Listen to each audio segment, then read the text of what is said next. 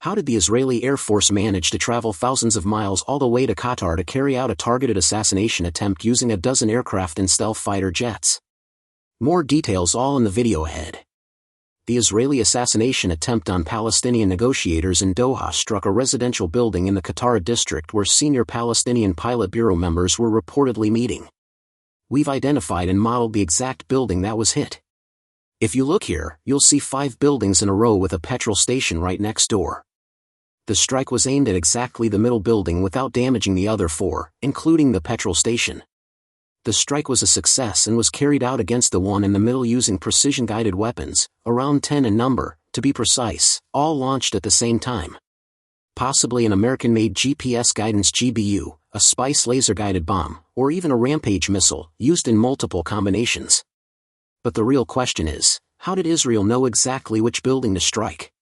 Since the start of the Gaza war on October 7, the Qatar Emir Guard has been stationed around that structure 24 hours a day. That heavy security presence was a giveaway. The building next to the petrol station in Doha's Qatar district has been used to host high-profile Palestinian leaders. The Emir Guard's mission is to protect these key political figures and shield them from external threats, part of Qatar's careful balancing act of hosting Palestinian militant leadership while safeguarding its own security and diplomatic position in the region. So how did the Israelis manage to penetrate this protective ring? According to intelligence assessments, Israel's internal security agency, Shin Bet, tracked the Palestinian officials in Doha using a layered mix of intelligence techniques. These likely included human sources on the ground, signals intelligence from intercepted communications, aerial or satellite surveillance, and possibly advanced cyber tools. Cross-checking these inputs allowed Israel to pinpoint the exact building and confirm the timing of the Palestinian leadership meeting. This set the stage for a precision strike designed to minimize civilian losses while focusing on senior Palestinian targets. The operation also highlights how difficult such a mission is from a purely technical standpoint. The flight distance from Israel to Doha is roughly 1,200 miles, around 2,000 kilometers one way, well beyond the combat radius of fully armed Israeli fighter jets. That means mid-air refueling wasn't just helpful, it was essential. About 15 Israeli fighters are believed to have been involved in the strike mission, flying more than 1,000 miles each way. To pull this off, the aircraft had to link up with Boeing 707 aerial tankers mid-flight. These airborne refueling platforms gave the strike package the extra range and loiter time needed to reach Doha, conduct the operation, and return safely. Both the outbound and return legs require discrete refueling, most likely carried out over international or third-party airspace to avoid radar detection. This refueling capability is what allows Israeli F-16s and F-35s to reach far-flung targets while carrying heavy payloads of precision munitions. Around 3 to 4 p.m. local time, the formation arrived over Doha and launched more than 10 precision-guided munitions nearly simultaneously at the designated building, targeting the Hamas negotiation leaders. All in all, it took them about 3 hours to fly to the target and 2 minutes to strike it. So why didn't Qatar intercept them? The answer lies in the aircraft Israel chose for the operation. The F-35, with its stealth technology and electronic countermeasures, almost certainly led the strike. Its ability to evade conventional radar makes it extremely difficult for Qatar's air defense systems to track low-flying, stealth-capable jets. While F-35s were busy striking their target, supporting F-16s and F-15s were likely present to secure the airspace in case of any unexpected engagement or dogfights. These would circle Qatar's airspace providing cover while reconnaissance aircraft fed additional intelligence back in real time. The strike itself required careful coordination, intelligence confirmation, precise timing, cover refueling corridors, and a rapid extraction plan to avoid entanglement with defenses or causing unwanted diplomatic escalation. After hitting the target, the jets disengaged immediately, rendezvoused once again with tankers for a final refueling, and then made their way back to Israel. But there's another case study, when Israel used 80 semi-bunker buster weapons on a multi-story block to assassinate a single target in a basement. Let's examine the strategies that could lead to such an operation in 3 different scenarios. Scenario 1 involves a tip-off allegedly provided by an external spy agency giving precise coordinates for dropping multiple bunker buster bombs. The second scenario suggests the use of laser-guided targeting facilitated by Mossad agents. The third scenario posits 5 years of communication hacking used to determine the exact date, allowing them to deploy around 80 different types of weapons on the 2-building complex. We'll also look into the engineering behind bunker buster bombs, the GBU-39 glide weapon, and the Mark 82 used in this strike, all in the video ahead. This is Doha, a neighborhood near Beirut known for being a focal point during Israeli airstrikes. One of the key landmarks here is the Hezbollah headquarters. At first glance, it appears to be an ordinary 6-story residential building with a solar-paneled roof. However, there's more to this structure than meets the eye. What makes this building particularly noteworthy is its underground basement, which is rumored to contain a network of tunnels. These tunnels are believed to serve as emergency escape routes, adding to the site's strategic importance. Scenario 1, Hassan, a high-value asset, has been in hiding for the last 4 years. The IDF pinpointed the date, event, and location of a 6-story multi-building complex where he was believed to be present. Reports say an undercover agent, possibly Iranian, informed Israeli officials about Nash's arrival in a car. He reportedly arrived at Hezbollah's underground headquarters in the southern suburbs of Beirut for a meeting with several leaders. The tip-off was allegedly received by Israeli officials on the afternoon of Saturday, September 27. A fighter jet illuminated the building using its laser targeting pod, focusing on one specific building. Subsequently, a dozen F-15 jets dropped not one but 80 bombs of various types. The tip of the spear would have been a bunker buster bomb that can penetrate through this 6-story building, leveling all 6 structures and eliminating Hassan in the action.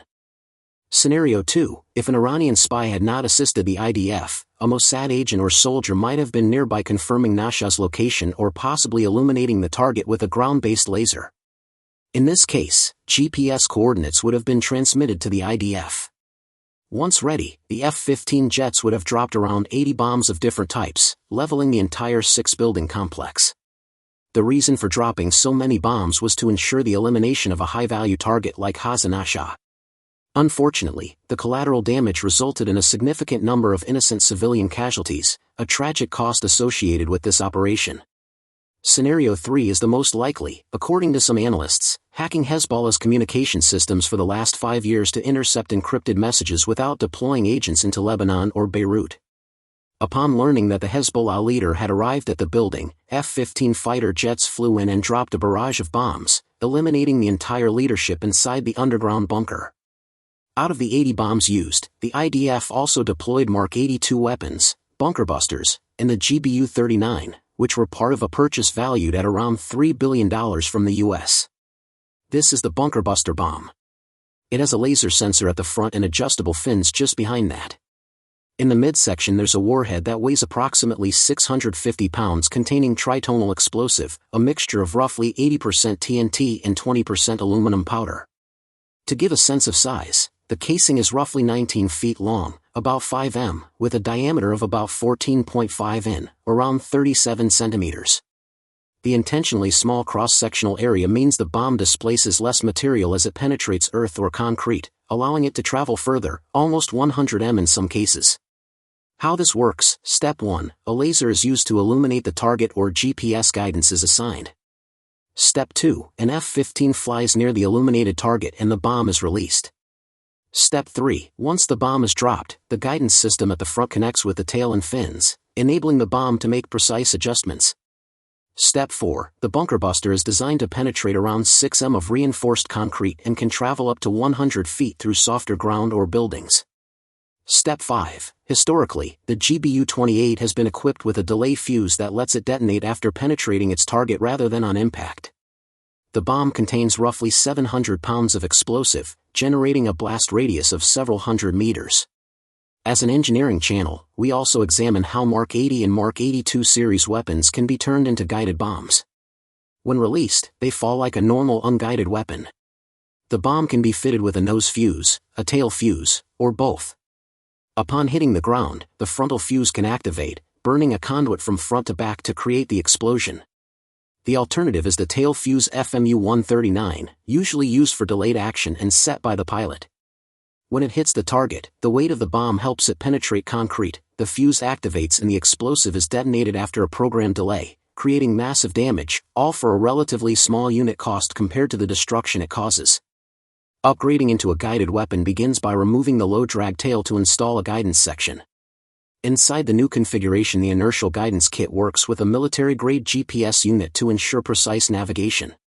There's an adapter ring for the telemetry antenna, an encryption-keyed battery, thermal batteries for powering the system, and composite fins controlled by gears to maneuver the weapon. A laser-guided kit can be added to the front for additional precision and range. They even add wings, creating glide bombs like the JDAM-ER, which can triple range from about 15 miles to roughly 46 miles, around 75 kilometers, while retaining accuracy. How JDAM works: Step 1. Target coordinates can be loaded before takeoff and adjusted in flight.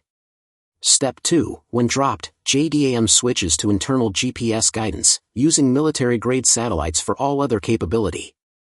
Step 3. Internal batteries and control gears operate the fin actuators, keeping the bomb on course by making continuous corrections.